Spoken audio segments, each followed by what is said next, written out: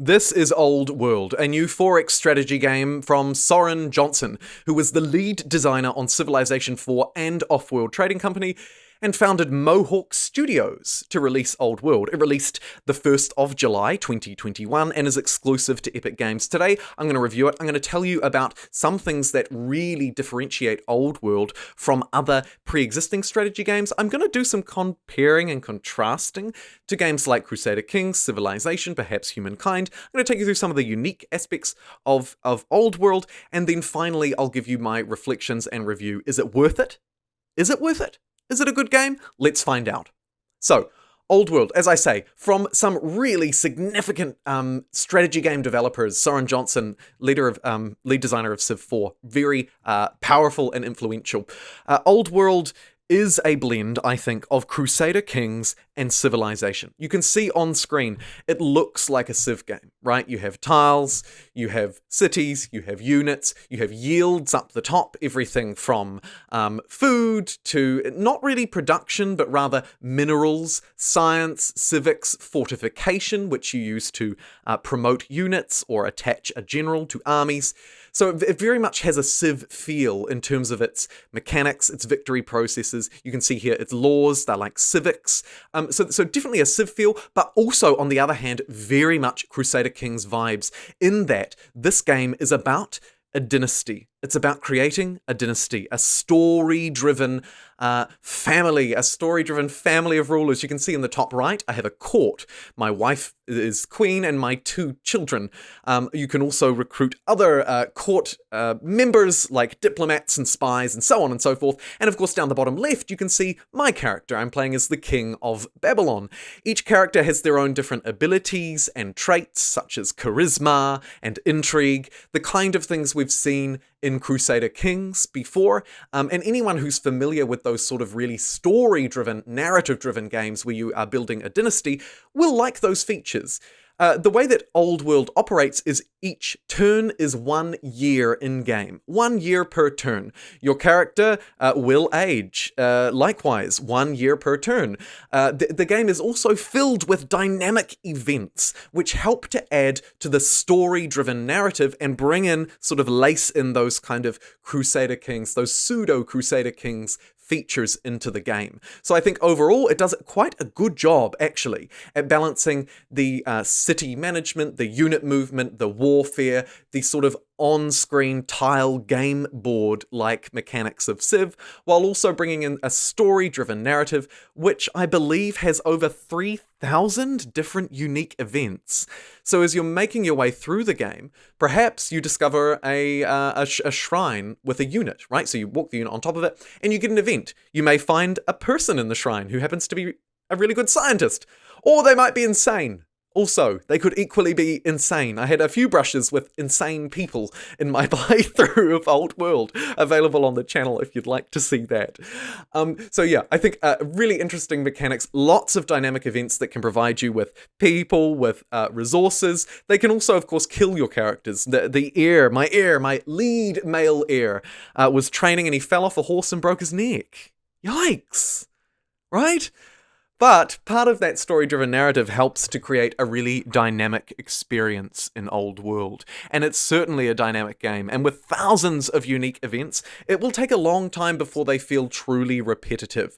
In particular, of course, because these unique events can coincide with other empires in the game, your relationship to them, random characters within your family, or characters you're engaging with warfare or diplomacy. Another example, I was at war with a tribe, which is sort of akin to like city-states in Civilization in a way. They're not quite main opponents, like in this game Rome was my main opponent and Persia, but they exist and you can sort of do some diplomacy and warfare with them anyway. I went to war with them, had no units, the war just sort of ticked away, and then I got an event which prompted me to marry my daughter to one of them for peace. Of course I did it, and now my civilization will eventually be led by a tribesman who married my daughter, right? So you can get lots of fun interactive events, and I think the game handles it very well. It's clear, each event is clear, the outcomes, assuming they're predetermined, are clear, and I think overall, Old World, Humankind, Crusader Kings, Civ, what is this game? It's Old World, and I think overall it does a great job. Now, I want to introduce you to Old World's most unique gameplay mechanic, because this will be really of interest, I think, to strategy game players. The way that Old World separates itself most significantly from the games it is akin to, like Crusader Kings and Civ, is through its orders mechanic. And I argue it's actually the game's biggest innovation when we compare it, other things like dynamic families, for example, already exist, but this orders mechanic is new. It essentially functions like a currency for your actions and tasks and so on each turn, right? So you have a certain amount of order per turn, it's displayed up the top, and you use order to, for example, move units, attack units, promote units, engage in diplomacy. You can send your, in this case it was my queen, but you can send your diplomat out to engage in diplomacy, and that uses up orders. Every action that you do, every, go figure, order that you give uses up your orders per turn. What it means is, on some ways it's great, and on others there are real drawbacks, right? So it puts a definitive limit on the number of actions you can make per turn, but it doesn't limit them by unit. So in many games, our warrior can move 2 tiles, and that's it. In Old World, your warrior could move 10 tiles if you pour a whole load of orders into it. And once it gets fatigued, you can actually use some of your garrison points to push it even further still. But if you do that, of course, the downside is that you can't do any diplomacy, or maybe you don't have any orders left to defend against a military attack. So there's an important balancing decision to make here, and I think actually that the order system adds a real dynamicness to the game. It helps, I think, add more diversity to play styles, because you're not limited by some pre-prescribed limits on how far a warrior can move. If you want to hustle your military and that's all you want to do, that's what you want to put your empire's orders and gold and effort into, you can do that.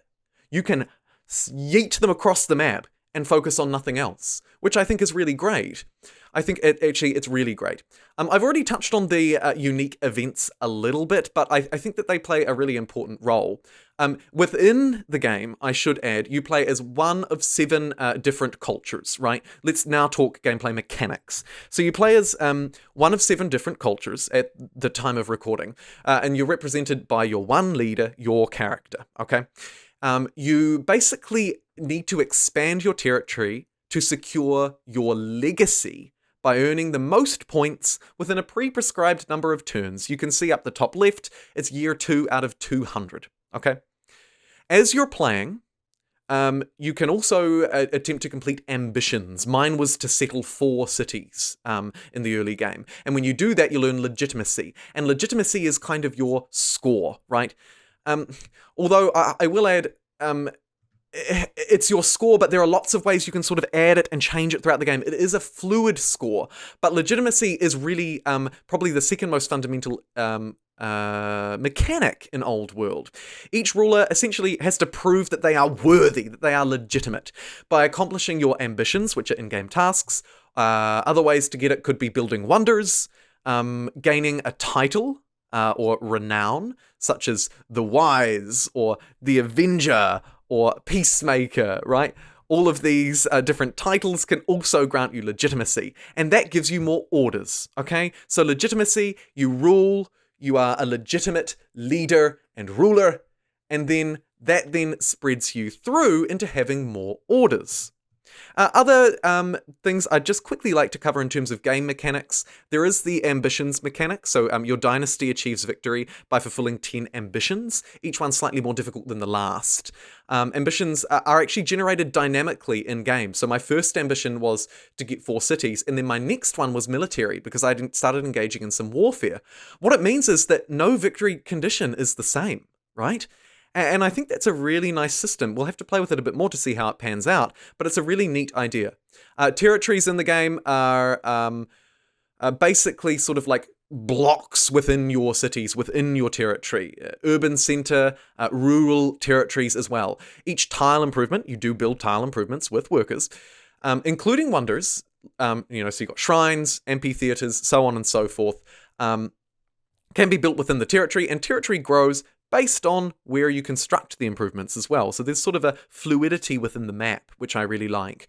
Resources, another really interesting mechanic. You can send your scouts out to farm resources in this game without actually having them within your territory. Fun, right? It brings along some of those off-world trading company mechanics, and any player familiar with that game will be familiar here. Lastly, I'll talk about technology and the civics tree. So the tech tree is really fascinating. It's a small tech tree focused on the old world, right? It's in the name of the game. We're playing in the old world, in ancient human civilization times with the likes of Babylon. The technology tree uses like sort of a card-based mechanic to add variety and interesting decisions. Sort of spices it up a bit. So you do have a linear technology tree, and each technology is available to research. And each technology sort of comes up as these cards within the card deck. So when it comes time to choose your next technology, you draw 4 cards from the deck and you choose one and the rest are discarded. Now, that doesn't mean they're gone forever. If you don't research masonry, it's not necessarily gone for good, but some cards are limited time ones. For example, a card might come up that instead of researching a technology, you instead research a 200 food bonus. So lots of different things that can play out in the tech tree, and I think that the card-based system adds an element of randomness that can either be frustrating for the player or really rewarding. Civics are enacted through laws, very similar to other games. I won't cover them too much, but you are left with decisions, i.e. do you want centralized government or decentralized governance? Do you want slaves or no slaves? And that will impact your gameplay and impact the events that you encounter. I hope that through talking about this game today and through reviewing Old World, you get a feeling for the kind of game it really is. It's a dynamic game that doesn't focus on graphical fidelity or performance. If you're here for great graphics, and if you're here for cutting-edge performance, you should look elsewhere. My system with the GTX 3070 ran it fine while I was streaming it, but it wasn't buttery smooth, okay? It was not a buttery smooth performance. Again, it was fine, it didn't crash, like it was all good. The game's running requirements are fairly low because it's not very graphically intensive, but I was a little bit surprised that it wasn't a bit smoother. So that's the one thing I'll note on performance. In terms of price, you can pick up Old World for $40 US on release, with I believe a 10% discount at the minute. It is on Epic Games, and they do some pretty good sales. So I wouldn't be too worried about its price. But honestly, releasing at $40 is great. They chose not to release it at the standard $60 US price point, slashing that by 1/3, and I think that was a really great move because it makes the game a lot more accessible. In conclusion, Old World is a combination of Civilization and Crusader Kings. It provides a unique orders mechanic that allows more customization but can be unnecessarily limiting to the player. There is an option to undo your moves, however, so if you make a wrong move, you can just reverse it and get those orders back. I'm not entirely sure how I feel about that, but it's in the game nonetheless. Overall, I think that Old World does a great job at capturing that just one more turn mechanic, feeling, and lifestyle, really. I think that the dynamic events make it an interesting game, but can make it a cumbersome game to play through. So be prepared to sink a bit of time into this, because you can easily have 5, 6, 7 of these events in a turn. So if these dynamic events and managing a family and a dynasty are not your thing, you might want to look elsewhere.